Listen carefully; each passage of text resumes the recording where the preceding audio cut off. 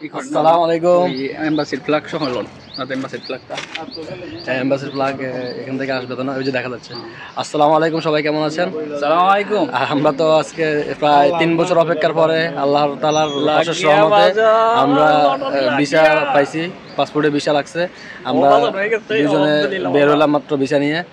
এই যে ভাই, ভাইয়ের মুখে শুনবো ভাই কতদিন পরে ভিসা পাইলো, ভাই কথা বলতে কোনো কিছু না, ভিসা বাস পাসপোর্ট লাগবে। भाई मिल गया, 14 सबर देखा दो, सोने का रिंग किधर गया भाई? ये देखो लग गया भाई, लग गया। भाई के लिए दुआ करिए, मेरे के लिए भी दुआ करिए। हाँ সবাই ভালো থাকেন अच्छा ইনশাআল্লাহ। ভাই, তো আপনার কতদিন পরে হলো? 3 বছর ভাই, 3 3 বছর, 3 ইয়ার্স।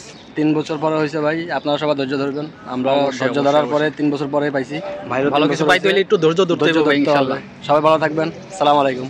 আজকে মোটামুটি ভিসা দেশে ভালো, জানুয়ারি মাসে যারা ইন্টারভিউ দিয়েছে কেউ রিজেক্ট হতে শুনি নাই, সবাই ভিসা 100% ভিসা হইতেছে।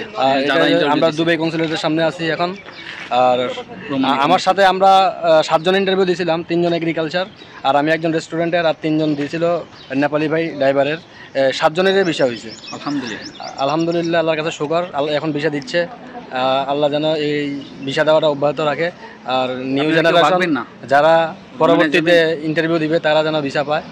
আর আপনারা যারা যাবেন কেউ ভাগবেন না, এখান থেকে ভেগে যাবেন না। আমরা ভেগে যাওয়া মানে আমাদের নিউ জেনারেশনের ক্ষতি করা। ঠিক আছে, সবাই ভালো থাকবেন, আসসালামু আলাইকুম।